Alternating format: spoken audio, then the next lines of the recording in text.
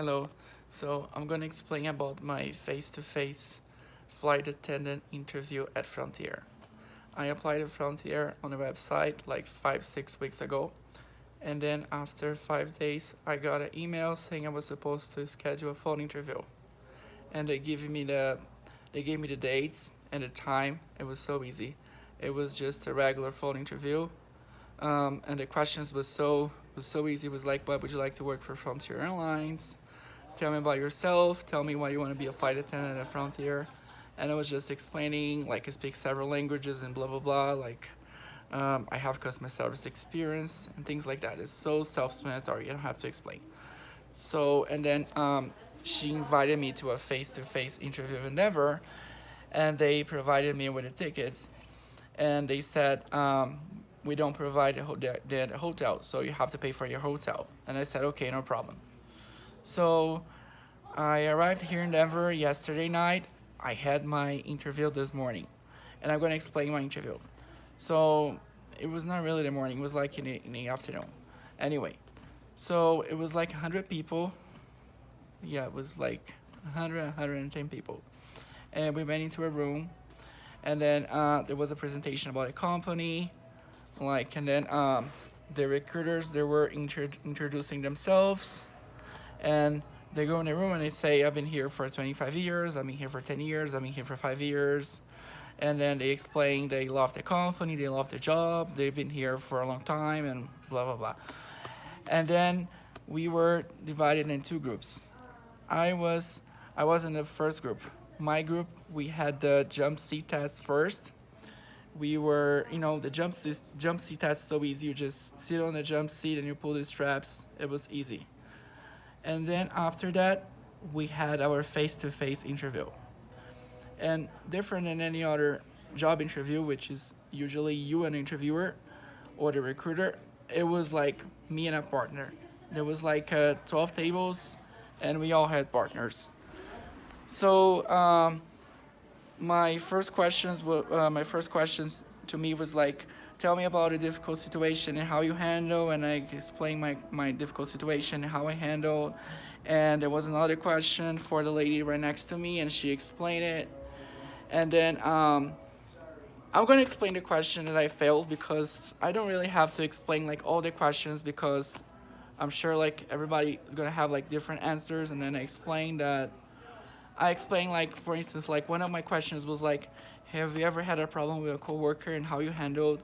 And then I explained that I'm a restaurant server, and sometimes I have coworkers who don't want the station, because when you work in a restaurant, you divide the floor in stations, and we have like big stations for big parties that they have like small tables and big tables, and we rotate the stations because we're team players. Like, we always rotate the stations. That was my questions, but anyway. And then I explained like I had a problem and blah blah blah. But I'm gonna explain the question that I failed, because it was because of one of the questions that I would never ever I would never have thought of this answer. But anyway, so my question was like, what would you do if you're on a flight, if you're working on a flight, and then you see a parent alone struggling with two children, and the children are located in two different seats? I explained to him that I would assist his parent with the luggage, and then I would try to accommodate this family together, because he explained they were in two different seats in two different aisles. And then that was my answer. I would do anything within my power to make this family comfortable.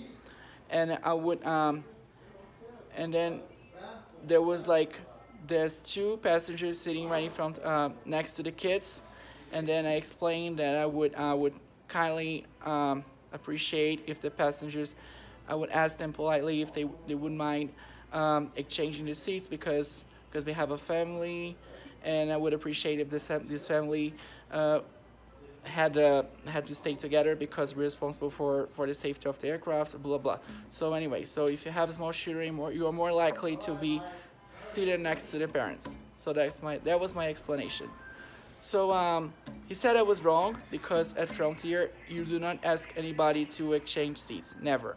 He said the right answer was like I was supposed to tell the parent I was gonna watch the kids, and then when the seatbelt sign was off, uh, this parent would be able to go and check on the kids. And I was really, at that moment, I knew I failed because I would never, ever, ever thought of this answer. I was always going to say, I moved so many times.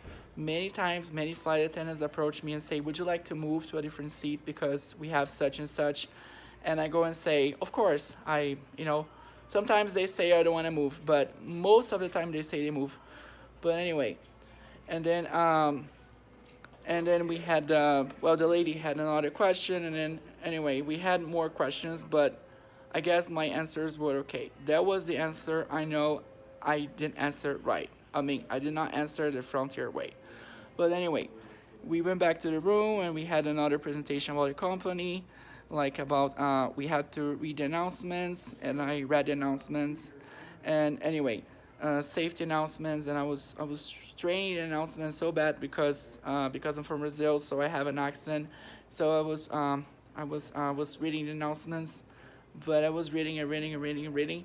So it came to a point that I already knew the announcement by heart, which was very good.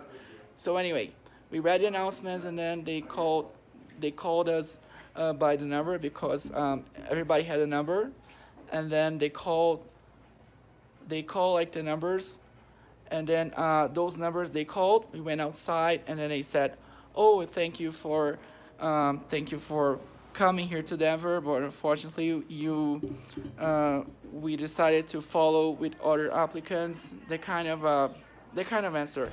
So I'm just here explaining because I don't really want to apply a Frontier, and I'm just explaining my experience.